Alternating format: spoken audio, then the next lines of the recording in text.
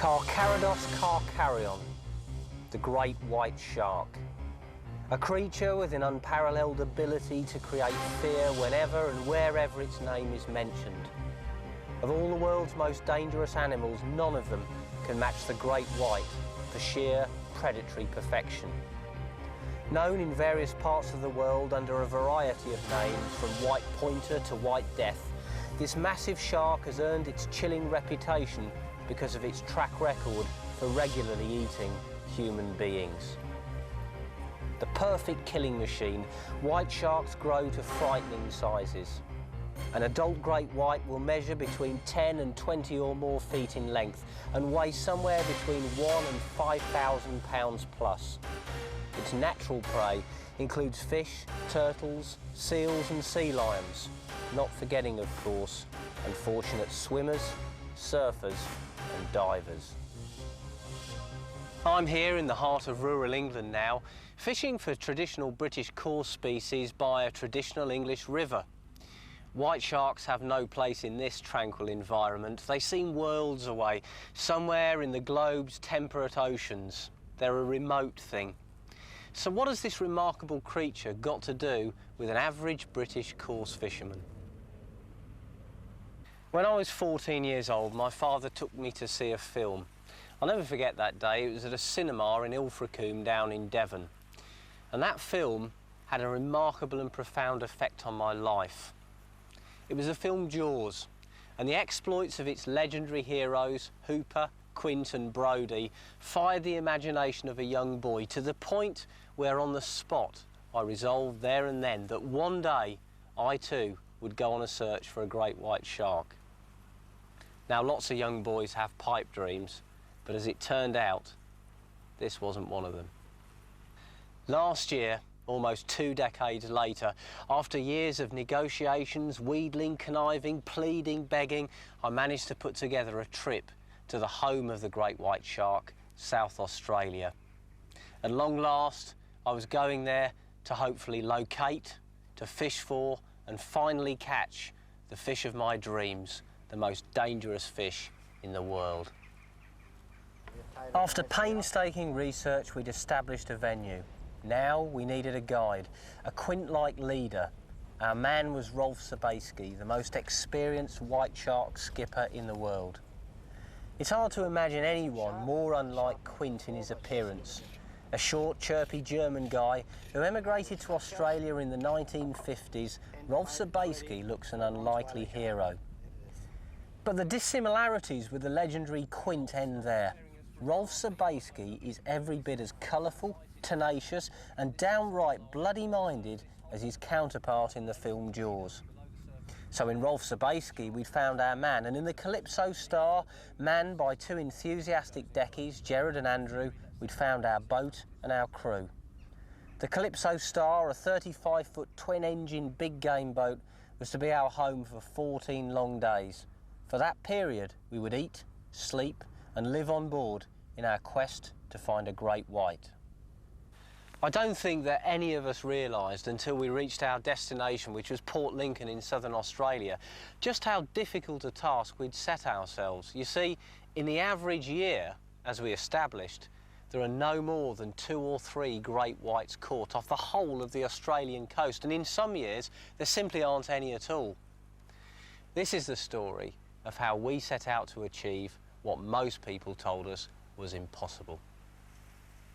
Port Lincoln is a small town located on the southernmost tip of Australia. Nowadays it thrives on its tuna industry and commercial fishing, but Port Lincoln is also a town with a history. An ex-whaling station, to the initiated, Port Lincoln has been the focal point of white shark fishing since the 1950s. Then, when the whaling stations were still open and it was possible for anglers to fish and groundbait with whale and seal meat, fishermen like Alf Dean, the current white shark record holder, used Port Lincoln as a base for their activities.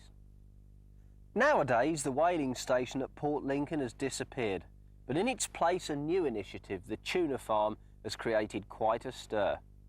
At Port Lincoln there are currently several tuna rings, each of which contains several thousand southern bluefin tuna up to a staggering 80 pounds in weight.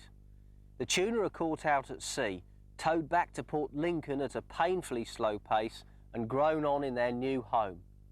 So far, the experiment has been remarkably successful, and we had the privilege of being able to witness the tuna being fed on their daily diet of pilchards. Incidentally, the food bill for just one of these rings is a staggering £1 million Australian dollars, or in our money, £500,000 per annum. Our visit to the tuna farm was interesting, but we did have an altogether more serious motive for going there, and that was to purchase the bait for our trip.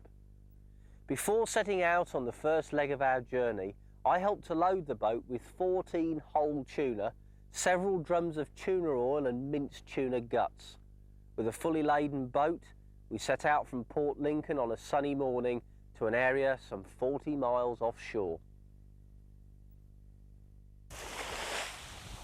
Our quest brings us here, to this small group of islands in Spencer Gulf off the southern Australian coast. In these fish-rich waters, sea lions like this Australian sea lion and fur seals reap a rich harvest on the natural fish larder. And of all the food available to him, the great white prefers seals. And you can bet that wherever you find creatures like these, the great white will not be far away. There are a number of islands in this area which is located around Dangerous Reef. They're named the Joseph Bank Islands after the botanist who spent so much time working on them. It's thought that around 50% of these islands harbour seals at any one point in time, and that the white sharks have a fixed patrol route which they follow, constantly moving from island to island in search of their natural food. The truth is that very little is known about the great white, and that's why people are so fascinated by it. Scientists spend millions of pounds every year on research into this fantastic creature, and yet there are others who are obsessed by it also. Fishermen, for instance, anglers who want to hook this creature on rod and line and beat it, perhaps to overcome some basic hidden fear. For surely the great white shark is the personification of fear and aggression, and by landing such a creature, maybe those fears will be overcome. Who knows? Our job is to find out. Our first fishing experience in Australia came with, not as you might expect sharks, but with a strange bottom-dwelling creature known as the eagle ray. Now, how about this for a sight for sore eyes? It's John Everard, the typical Englishman abroad. John is an old mate of mine from Oxford, and he's come along on the trip not only to lend moral support, but also to take some still pictures. Here he is, though, in a more familiar role, playing an eagle ray, a fish which during the trip John developed a real affinity for, as you'll discover later on.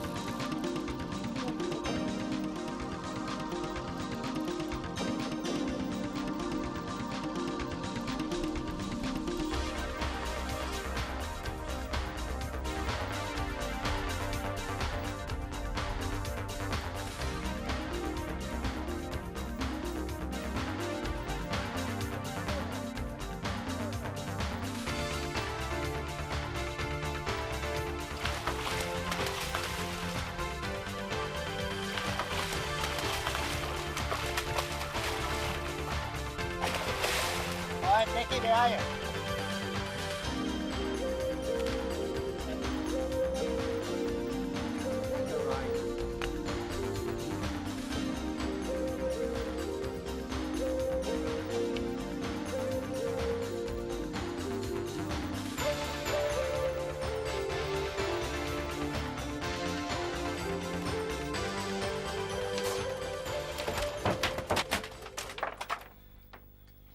My other companion is Len Gerd, cameraman and video director. You won't see Len during this film, mainly because he's on the other side of the camera. But of course, at the end of the day, the bottom line was that catching this shark would come down to one person, me. Now, since making this trip, a number of people have asked me about how I felt at the preparation stage. How did I come to terms with what I was going to do? And the answer is you just can't do that.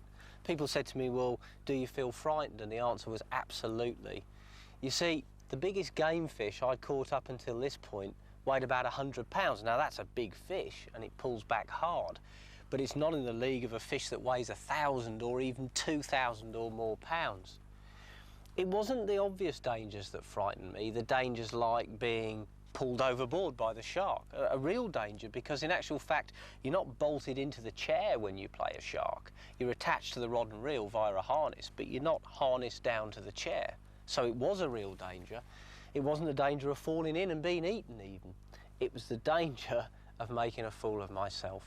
And bear in mind that the only comparison point I'd got here were the exploits of another British angler who had caught great whites, the only one that I knew, certainly on rod and line, and he weighed about 18 stone.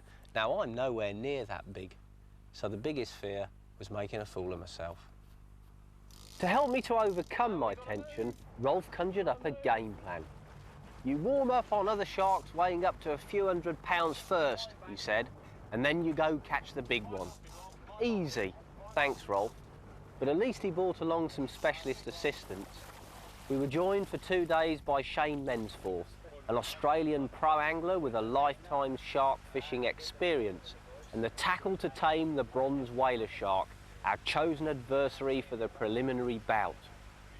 But before we could start fishing, we had to return to Port Lincoln, pick up Shane, and then motor back to the islands, only to find out that in our absence, the weather had changed dramatically. 15 to 20 knots our times, shifting southerly 20 to 25 knots overnight, seas rising to 2.5 metres overnight.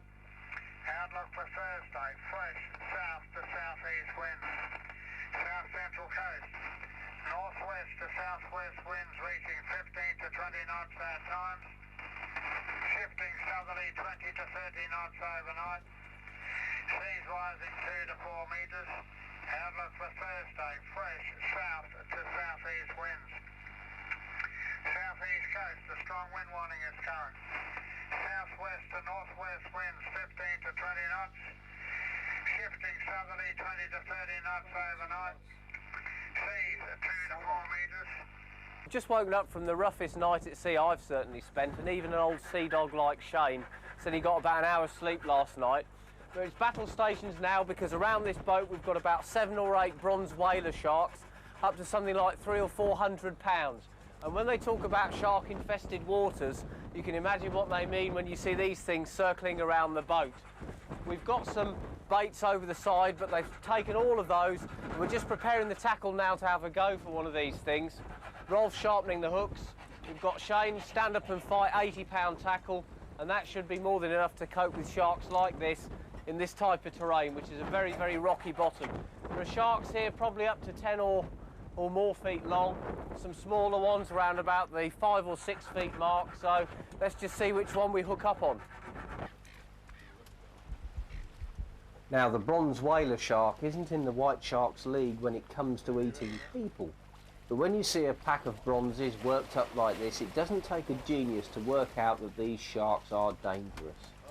A member of the requiem shark family, which also includes hammerheads and tiger sharks, the bronze whaler has been known to attack people. In fact, on our first day in Australia, we purchased a local newspaper, only to discover that the front page headline concerned an attack by a whaler shark on a surfer. Now, that was one shark on its own.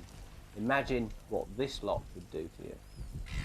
There were sharks of all sizes around us, and it was rather unfortunate that the first shark I hooked was one of the junior members of the pack, and it was on tackle that didn't give it much of a fighting chance.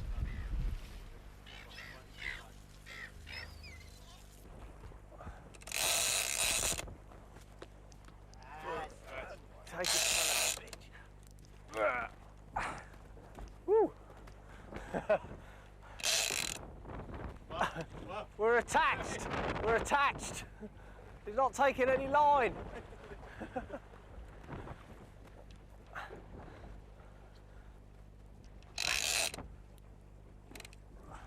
This is a beast of a rod, isn't it, Shane? Huh? Wasn't designed for that.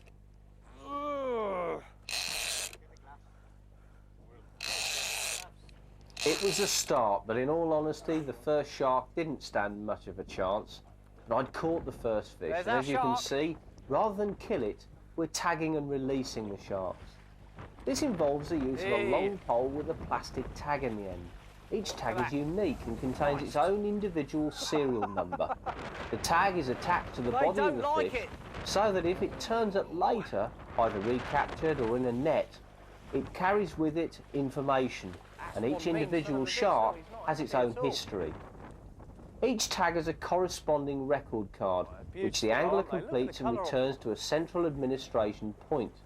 In this way, not only do fishermen learn more about their quarry, but scientists glean valuable information too. Now the second shark was hooked on altogether more sporting tackle.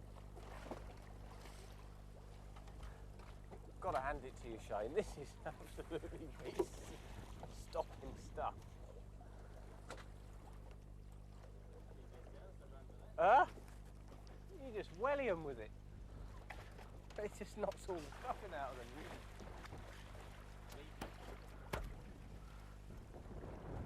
This is the eagle race stuff, I'll tell you.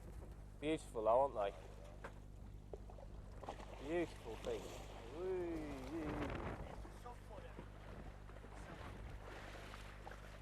Right, Rolf's in an unenviable position. There he goes. Tag in. No. We continued to fish for bronze whaler sharks on both light and heavy stand-up and fight tackle. Initially, we'd been using balloons to act as floats, but in the end, sport became so hectic that we dispensed with them altogether. Bastard, guys. Let him run for a minute or a second and strike. Try and strike a bit harder this time, okay, mate? You got it. Yeah. Balloon go. Yeah, let him go. Let's see the air.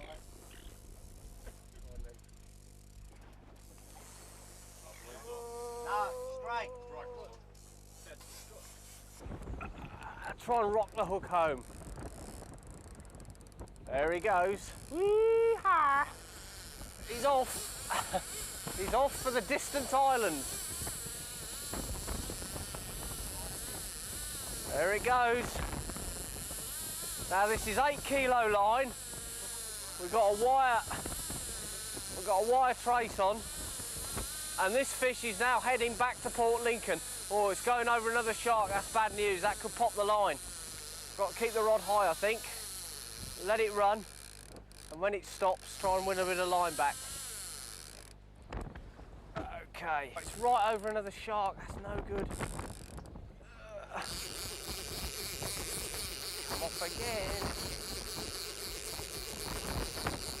Oh, he's still on. He's coming towards me.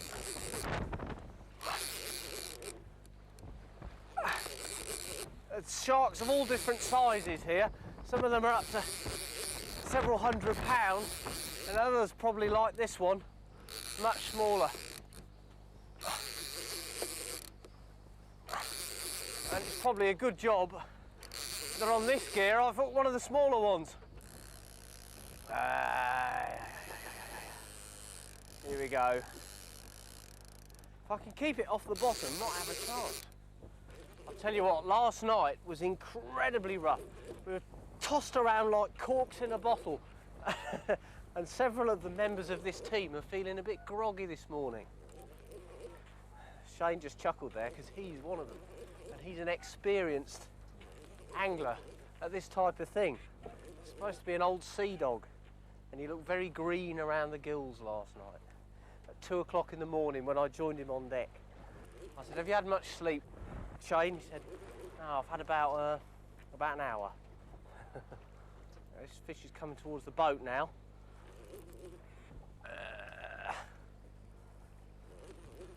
This is just a warm-up for the great white, which we hope will follow up the same burley trail that we've been putting out all night.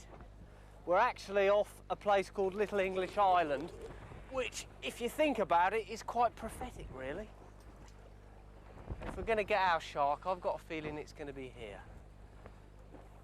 When I say our shark, I mean the shark.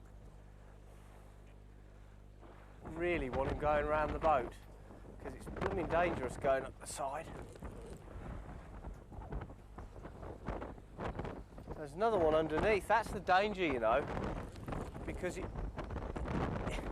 what happens is the line's cutting across the surface and another shark comes up underneath it, and they've got skin like sandpaper, and it just pops the line. There you go, 6 feet. He's right under the side of the boat, Shane. I've got to be careful because he's going to go for the anchor rope, I think. Whoa, whoa, whoa. I know I'm in trouble. Thanks, mate. It's just the calm way that you said that. You're in trouble. Come out, you son of a bitch. Gah! Oh, he's off. No, he's not. I've turned him. I keep thinking they're coming off when they change direction. Whoa. None of it, none of it, none of it.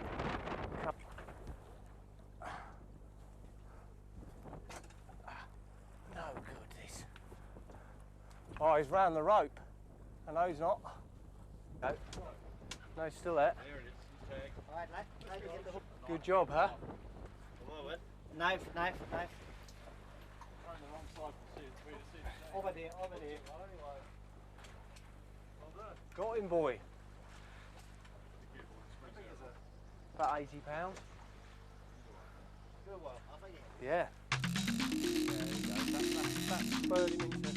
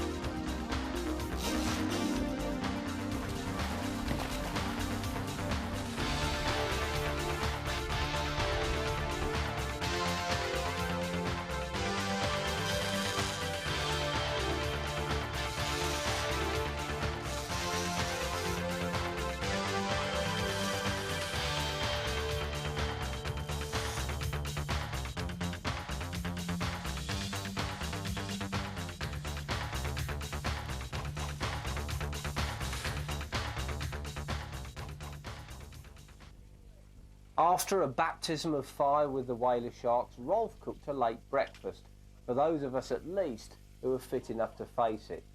And afterwards, I sat down to interview Shane.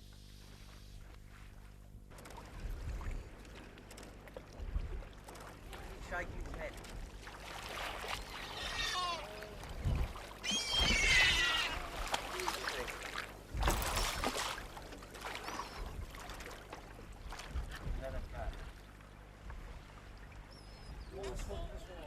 On this one's the island, eh, Matt?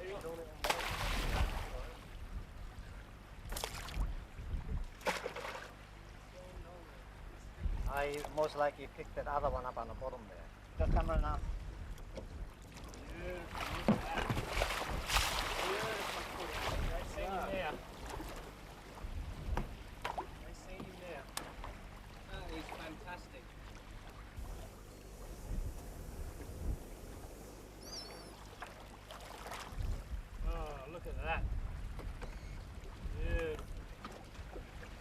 Come closer.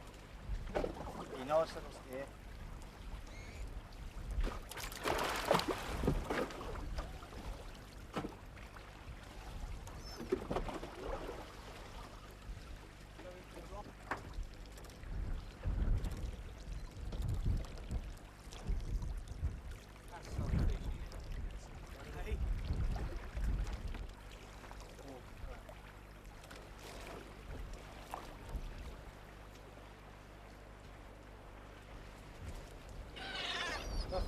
okay for that, can it? Nah. Huh? You've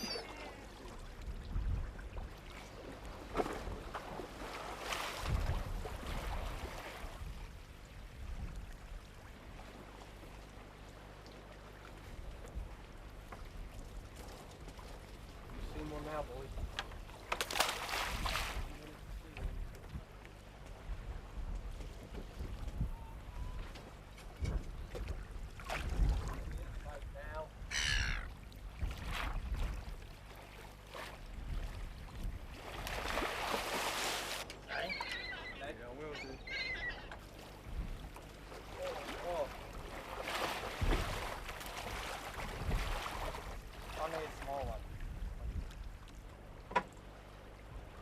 What balloon, Rolf? I need 2 balloons. 2?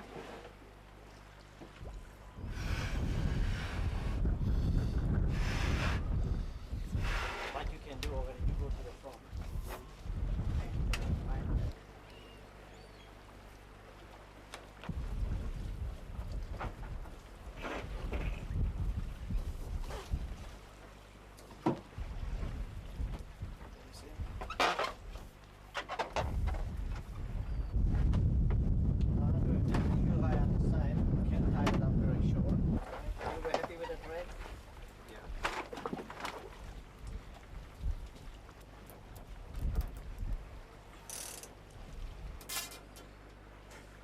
Okay, on the top. Well, here we are, it's day 9. We've travelled over 10,000 miles, halfway across the world for this very moment. About 5 minutes ago, I was looking out behind the boat at the float baits. Nothing's been around them since yesterday when we had a bronze whaler shark there. And I saw a very big shape move underneath. I rubbed my eyes, I thought, I'm seeing things. But there was a shark there, all right, and a shark completely different to anything we've seen before. It wasn't a bronze whaler. It's a white shark, all right. After all that effort, we've seen one. Now all we've got to do is hook it up and catch it. We're going to give it a go.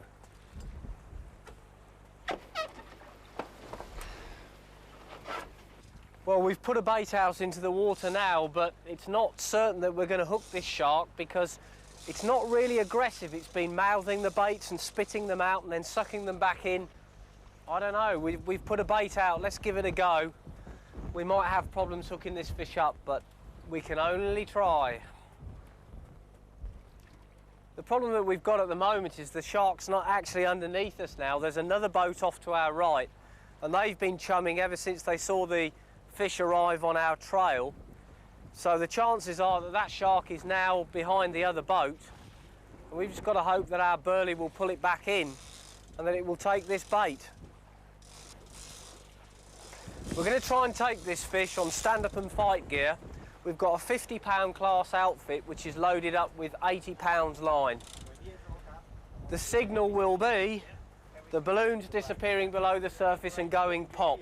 When that happens, I've got to pick the rod up, push the strike drag forward and try and pump that hook into the fish. But for the moment, we have to wait.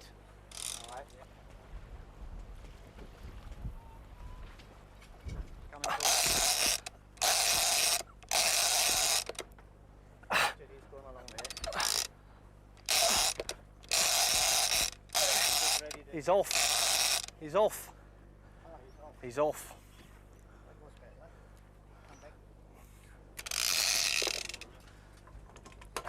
Damn. He ran straight back at me.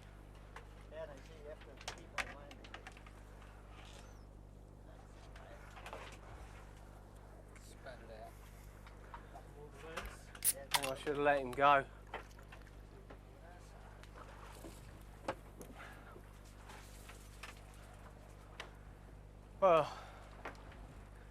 Well, fish just ran straight at the boat, didn't really take the bait properly, tried to set the hook, wasn't really on. That clicking was the fish just moving away with the bait in its mouth, wasn't hooked. We're going to have to put another bait to it and hope it takes another one.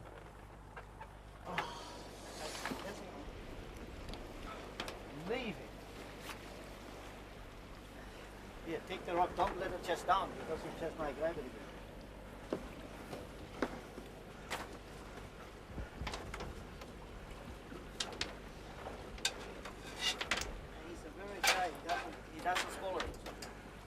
The bait's still there? Oh, Ruth.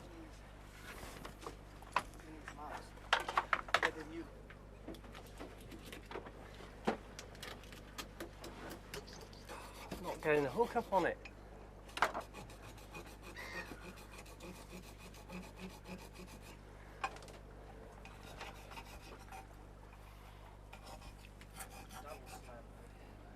Can't get the bloody hook home. Another attempt, and a second bait put to the shark was also rejected. My dream was evaporating. 10,000 miles, 8 days at sea, and at long last we had found our quarry, only to be faced with failure. I can't tell you now the depth of the despair that I felt at that moment. Why, oh why, had this so-called eating machine behaved so out of character? I asked myself that question repeatedly, but within minutes of doing so, the answer materialised out of the depths.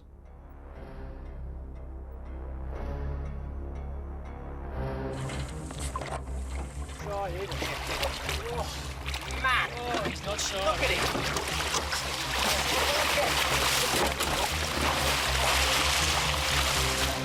Back rock.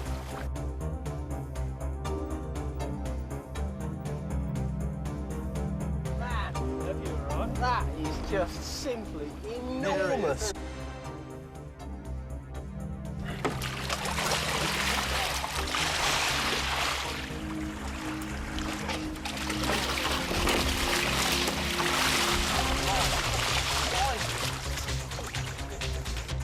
This is incredible. The one that we saw earlier was a baby. There's another shark coming and it is enormous.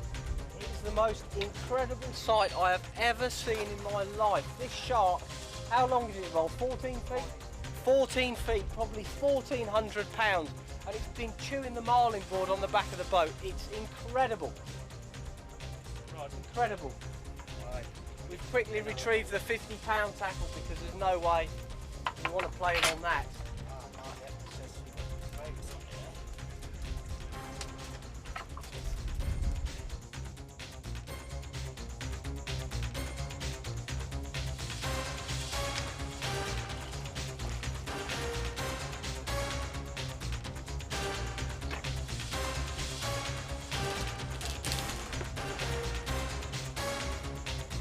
Not bad, mate, is it?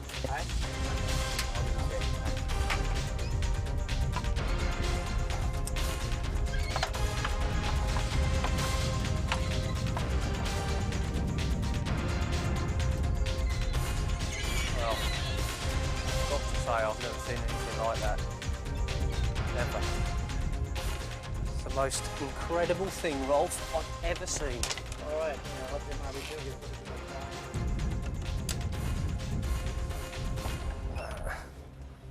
That's more like it. All right.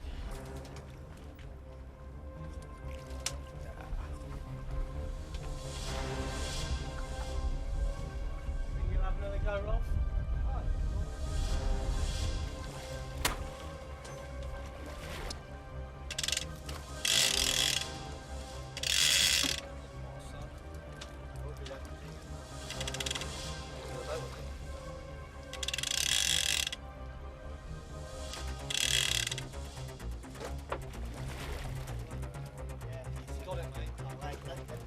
Okay. You better connect me up in a minute, Andrew. He's taking it. Well, this is it, folks. The shark's now taking the bait.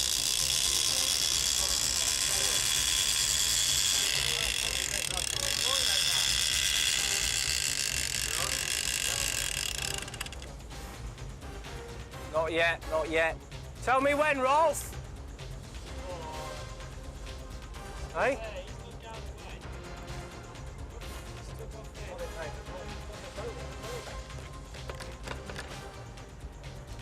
Got to drag up. Now he's going. He's going. Turn the chair, John, this way. Okay. Jesus Christ, the power's incredible. I can't touch the line. This shark's still running. God, it's moving now. Jeez. Push the chair around, John. It's facing the back, that's better. Okay, the spool's just emptying now. The anchor's stuck, oh my God.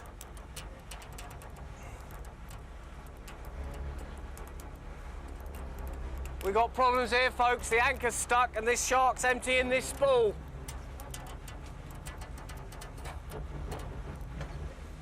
Hang on, he stopped.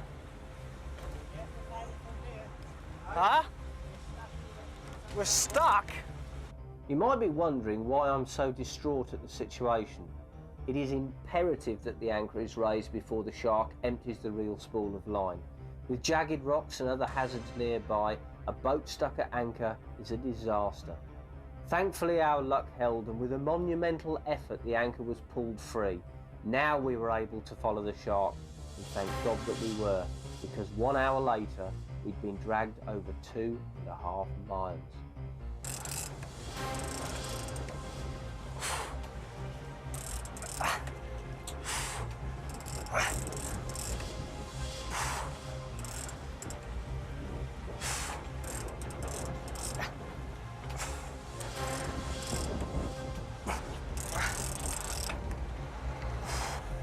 Down deep now. Hey? Running. Running. Damn him, he's running.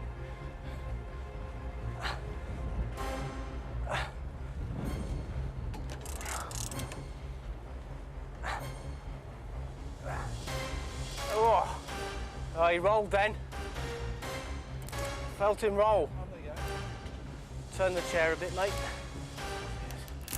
Oh, now he's going again. He's running, Rolfie. He's running. Coming up now.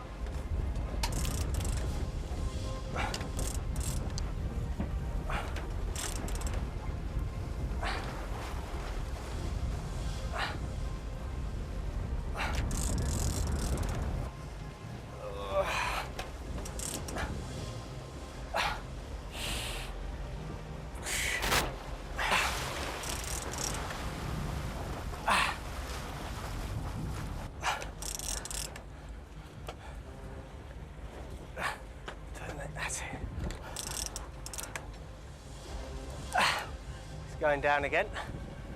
Trying to. Fish is weakening slightly, I think. Come on.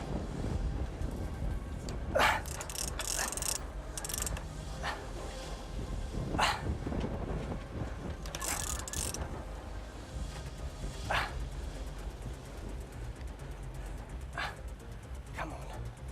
Come on, you son of a bitch. Come on.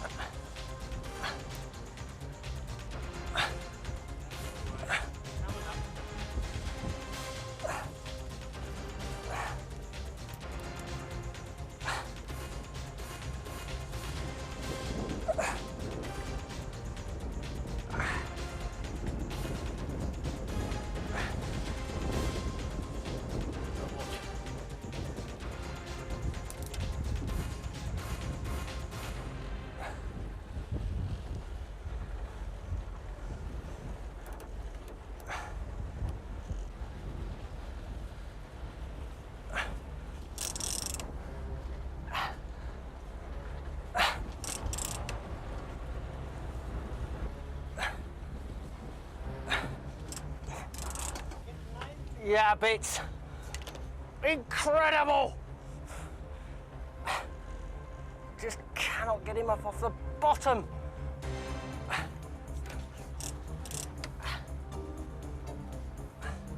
Oh, it's running again. Jesus.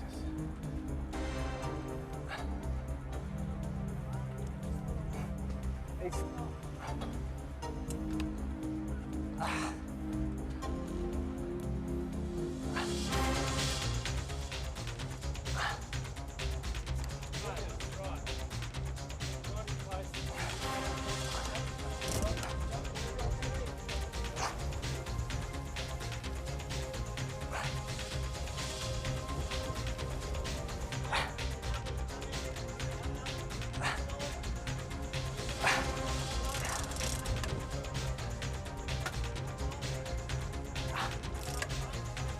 I am Rolf.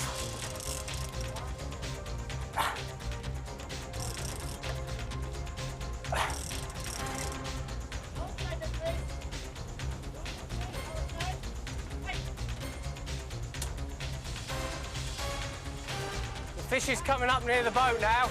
John's going to try and put a tag in it. Tag it, go!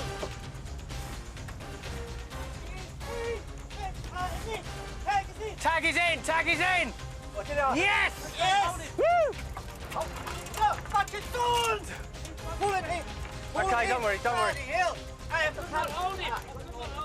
I'm playing this one twice. Rolf believes in giving old Matty a workout. Come on! We've got the tag in now, folks. So we've succeeded. Oh, he's going deep. Just a tad on, will you, mate? Cheers.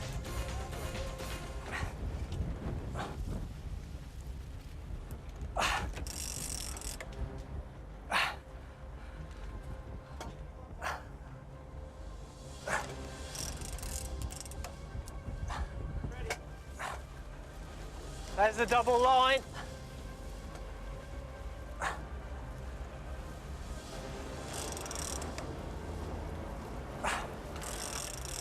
Get ready, John. It's up.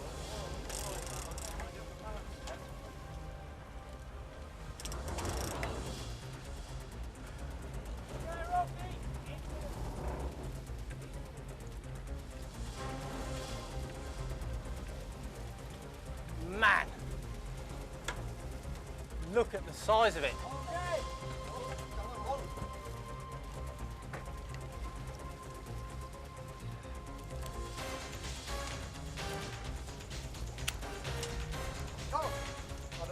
Yes! Hey, done it! Hey!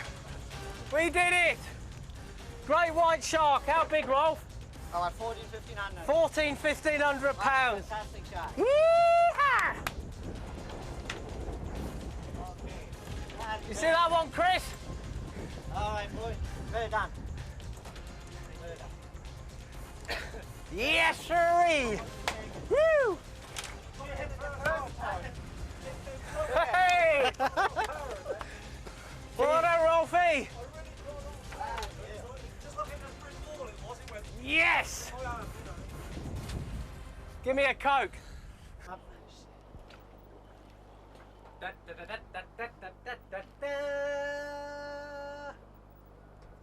Ever since I was a kid, I wanted to do that. That's my one top ambition in life. Money, houses, cars. They can't buy that. That is it. We've done it. Yeehaw! Before we came out here, we had so many good luck messages.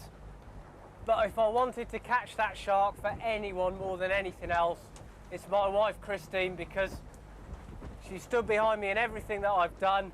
She wanted to come along on this trip and she stayed behind because of the kids at school. But that fish, Chris, is for you. 1,500 pounds, a great white shark. So we enjoyed final fantastic success at the Neptune Islands within hours of starting our quest there. The small shark first, which rejected the bait, the bigger shark that arrived that literally dwarfed it. Rolf said the first one was small. It looked enormous to me, but nothing compared to the second shark that turned up. We'd done it. And of course we wanted to continue on at the Neptune Islands because the chances of attracting yet another great white with 5 days to go were very good. But unfortunately, bad weather drove us out. We thought about where we could go. Rolf decided back to the Joseph Banks group in the hope that a white might be patrolling those islands in its constant search for seals. Is he running? Johnny Ray, we call this man. Johnny Ray. If anyone can catch an eagle ray, it's Johnny Ray. Well, John lad, you've got a big ray on there. So I'm going to get you into the old butt pad, son. Jam the rod butt into the front. You've got all your jumper in there, John. That cross in there. Lift. That's it. Now you're in. Now you can lean into him, boy. So I'm doing the rod. Get over. Oh dear. John, if you carry on like this, we're going to put you on Jeremy Beadle's programme. Get it up there, John lad. Is it running? Within hours of moving, arriving John? back at Little English Island, Johnny Everard, known by now to his colleagues as Johnny Ray, was at it once again with his favourite species. Now, John's attached to a ray here, but he's not making too much progress, and we reckon that if at least we don't catch this fish, we can enter this on Jeremy Beadle's programme. Is it going, John? It is going, yeah. It is going. Now, the rays here run between £20 and £100. Those are the eagle rays, and John's already caught one of £40 on very light line. But this could be an even bigger ray. It could be a big black stingray, and they grow as big as £500. So what John thinks is the bottom could in fact be all fish. Is it moving, John? Has it moved yet? Like an hovercraft.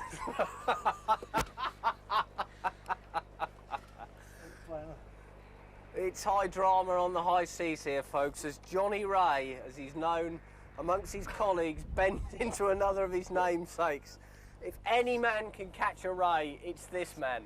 It's that unique, fighting, pumping action as he draws the fish up with small, thrusting pumps, lifting it up off the bottom, getting inexorably closer to the boat with every pull and strain of his muscles.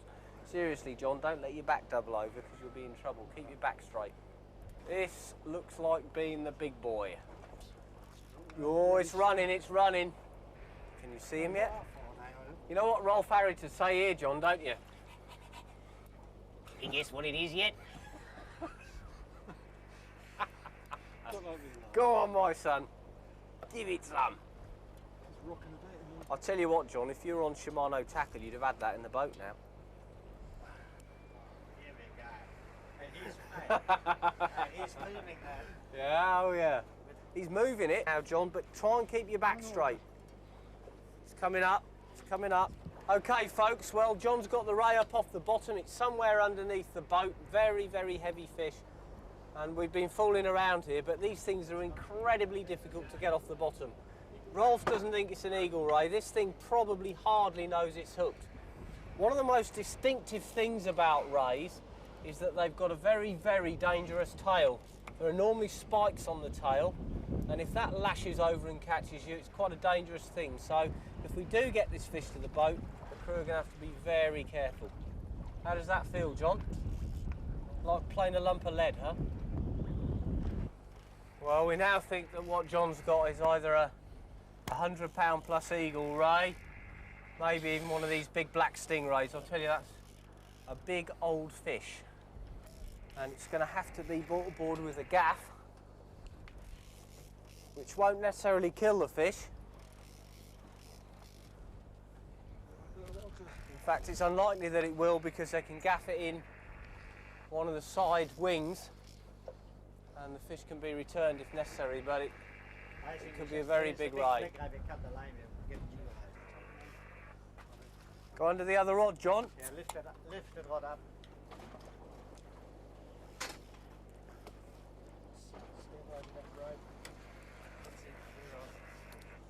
How you doing, mate? All right. Are you moving it? Not that big, I don't reckon. The last one. I reckon it's bigger than the last one, mate. You're under the boat, John. He's a pretty big one. Is it an eagle ray? Nah, It is an eagle ray. it is an eagle ray. It is. Grab the other gap. Yeah, it's a on the big way old here. fish. Yeah, I just saw him, yeah, big fish, John.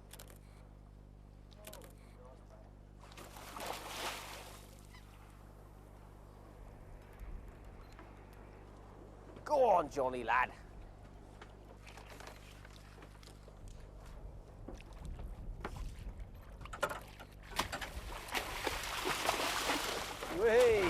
gap in. Okay, there's the ray, very big eagle ray, probably, I would think looking at that, 80, 90 pounds, maybe more. No. Now what we do is, how long is his tail? That's a very big ray. Catching the ray was quite an achievement by John, especially when you consider that he has a plate in his back which makes lifting heavy weights very, very difficult. Rays are dogged and brutal opponents, and soon it was my turn to find out firsthand just how strenuous they can be, when after a deceptively slow take, I managed to hook one of those big black stingrays that we'd been joking about. Break, for God's sake. Look, when you work it hard there now. Sadly, after playing the ray for over an hour, it snapped my line literally a few feet below the boat. Using its whip-like tail, it sliced through the 30-pound mono and glided triumphantly back to its lair. Rolf, who saw the fish clearly, estimated its weight at around 300 pounds. By now we had been 11 days at sea, and having seen 2 white sharks, we were anxious to see more. Rolf, our resident expert, declared that we must now use our secret tactic, a tactic so powerful that sharks simply would not be able to resist investigating our boat. So what was this confidential weapon? A secret bait? A new type of burley? A sonar perhaps that would attract the sharks? No, it was music from the fatherland, umpire music, which Rolf assured us would surely work. And when you're in a tight spot, some people would do anything for success.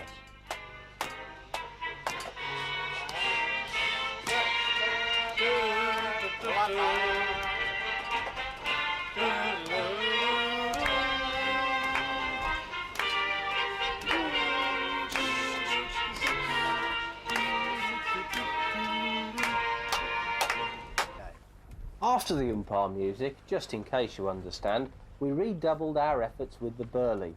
It's not that we didn't believe in the power of the umpire music or anything, but whatever we did, guess what? It worked. You want from yesterday? Yeah. Well, we've got a very big shark behind the boat now, probably bigger than the one that we've already caught, and I can't tell you how this feels. Okay, Rolfie, let's go. It's a very, very big fish. It's not really in the mood to play though. We're going to have to pay out line here. And if the fish takes, then I have to lock the reel. It's a very, very big shark.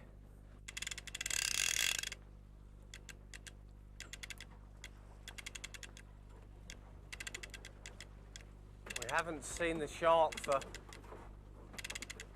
couple of minutes while we get all wired up for it, but we're assuming it's still there.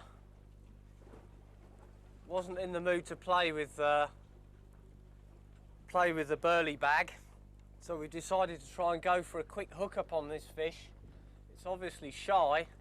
It's a very, very big shark, possibly as much as 1800 pounds. And Rolf's nodding, it's a big fish.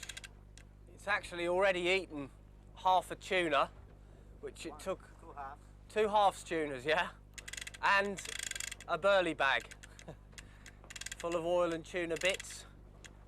They're so powerful, these fish. My legs are shaking, my heart's pounding. It's an incredible feeling, I'll tell you. Here he comes, the shark's here now. He's going for the bait. He's got it, he's taken, first balloon's gone, first balloon's down, second balloon's going. Okay, I'm gonna let it run, and then I'm gonna lock the reel when that, give him plenty of time. I'm turning the chair to the fish. Shall I lock it?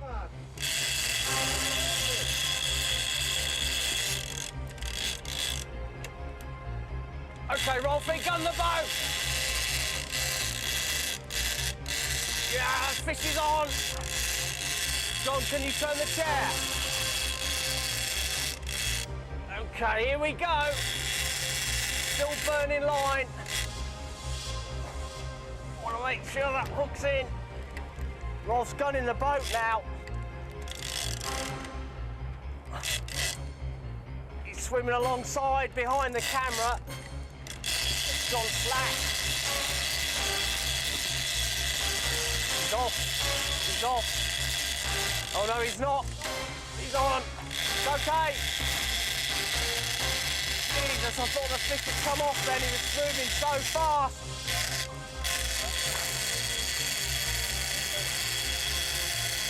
Taking a lot of line, Rolf.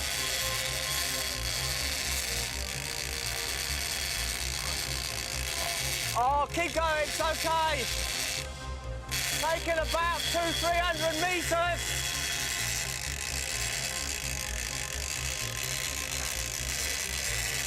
Still burning line.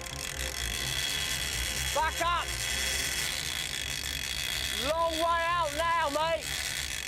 We're trying to hoist the anchor here. We've got to back up on this fish soon. Okay, okay. Back up. Can't get any line here.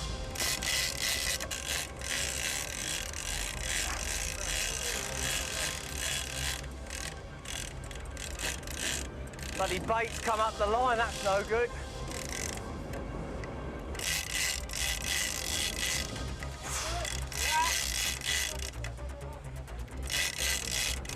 Try and get that bait off.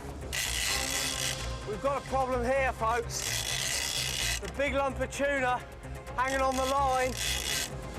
Andy's going to try and free it. It's a dangerous moment.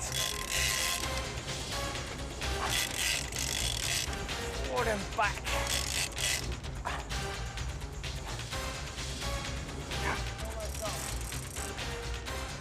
Okay, bait's clear. Got a lot of line back. Got to remember to keep the line going on the spool evenly to avoid it building up in one place. Just another thing to try and remember. Right, fish is underneath us now. Whoa, whoa, whoa, whoa.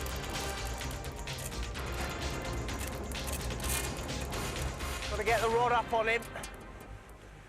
Big, heavy weight. What Rolf's doing here is to try and stop the fish rolling on the trace. That's bad news. If he does that, we're history. The phone's ringing in there. Tell him to bugger off.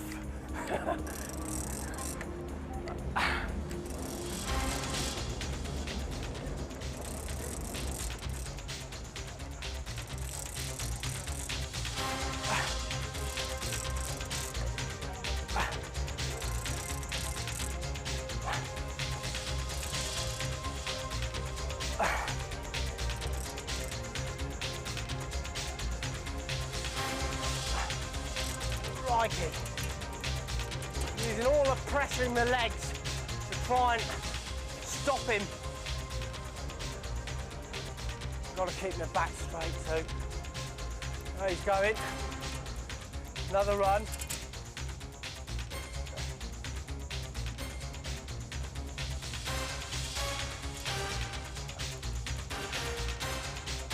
He's just holding deep, Rolf, taking a bit of line.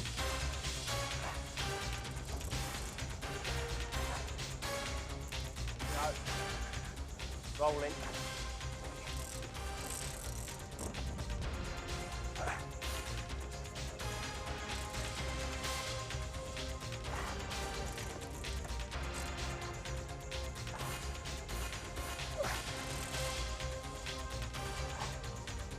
Got a bit back on him then. Rolling. Rolled him then.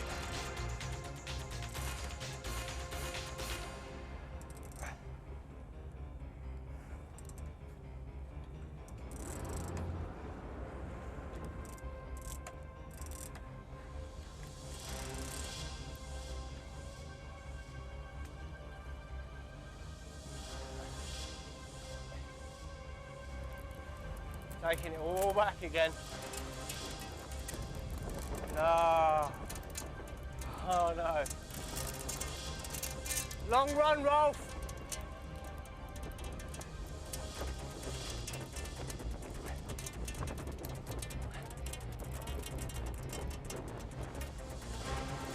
Still taking it. Running faster than the boat. Twist me round a little bit, Andy. Right.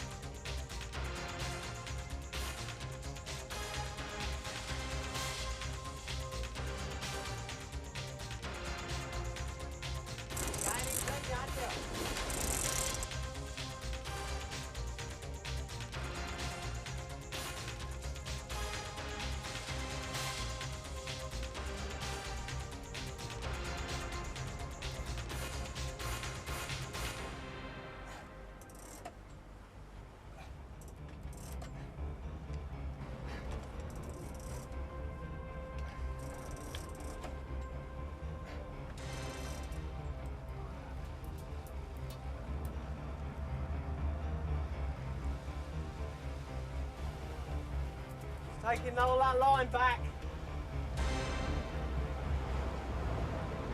Spread up.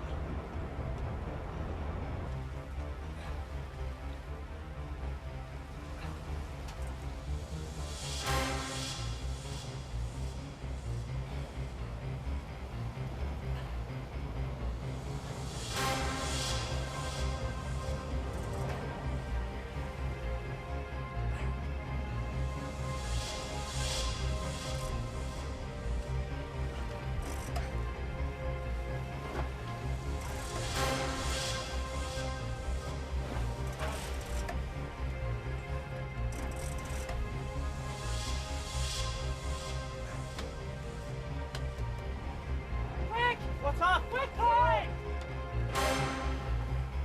Hurry up, hurry up! No, he's lost it, he's lost it. Broke it. Hurry up! Broke it! Broke it in. Hurry up! Wiggle!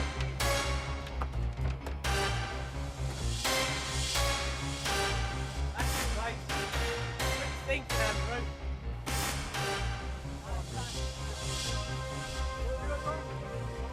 Come on. Get the fish. Come on, take it. Is it it? Hey, just have a look at it up in its in. Get the cloth. Come on. It's in. Another take. Oh, look at that.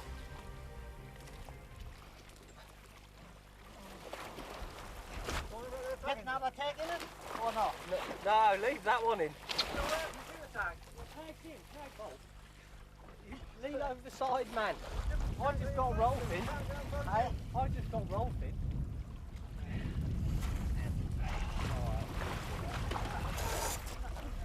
Okay. If you want the break, stop and break.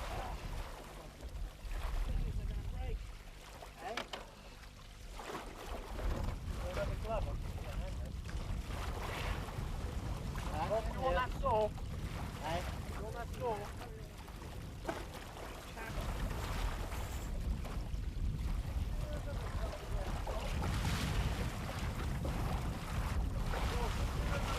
Never mind, he's nearly through.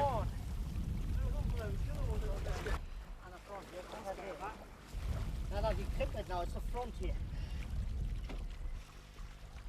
Thanks, Sam.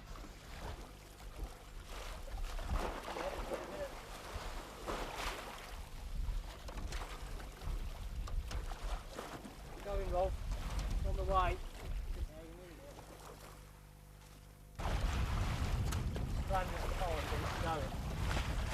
The cutters were now lost overboard, and concerned for the welfare of the fish, there was only one thing left to do: hacksaw through the wire leader.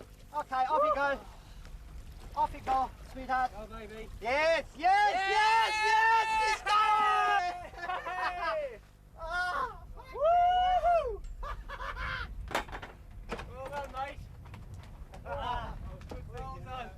There's only way to do it.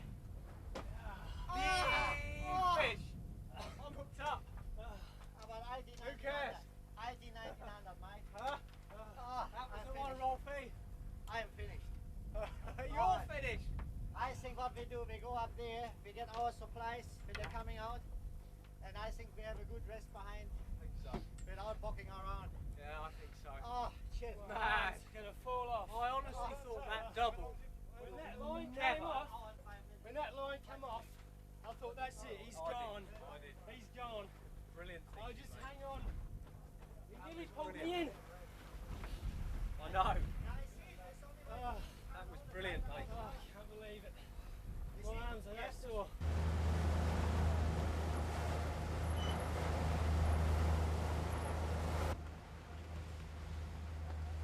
Sadly, all adventures come to an end, including this one. We've left this bit unrehearsed because, and that will probably show, because we wanted for me to talk about how I see what happened now. So this is like a hodgepodge of feelings, if you like, in reflection. I think the first thing is that we were very lucky. I said at the start of the video that the maximum number of white sharks caught off the whole of the Australian coast in an average year is 2 or 3. And for the year that we fished, that's absolutely correct. There were 3 sharks caught, 2 by me and 1 by Shane Mensforth, so you saw them all. But we were lucky in other ways too. Remember the anchor rope getting stuck? We couldn't pull ourselves up when we hooked that first fish. I mean, you imagine what was going through my mind when Rolf said to me, "You're going to have to play it from the chair, boy." I couldn't believe it. But there was a second incident, and you know, it wasn't that obvious from watching the film, so let me explain it to you. When we brought the second shark up to the boat and pandemonium broke loose, as it always does, the reason for that was that as Andrew took the wire leader, the swivel completely gave way. It just disintegrated and the wire leader became detached. Now, the only thing keeping that shark from swimming away was Andrew, and thank God that he had the presence of mind to take the leader and wrap it around the cleat on the boat. Otherwise, that fish would have been gone too, because at that point we still hadn't got a tag in it. So we were very lucky. Lucky also in the respect that most great white sharks that are hooked are lost. Rolf told us himself that he lost 5 before he caught 1, and we got 2 out of 2. I think probably what happened was the greatest adventure in my life. I said at the time, money, houses and money can't compare with that. I think that having a life and having a family can, but there's very little else. That was my 5 minutes of fame in life, if you like, and when I look back on that when I'm older, the memories of what happened will be as clear as they are today. The only thing that I can say to you from me is, if you've got an ambition, if you've got a dream, it doesn't matter what it is. If you really want it badly enough and you're prepared to go to any lengths to get it, then go for it.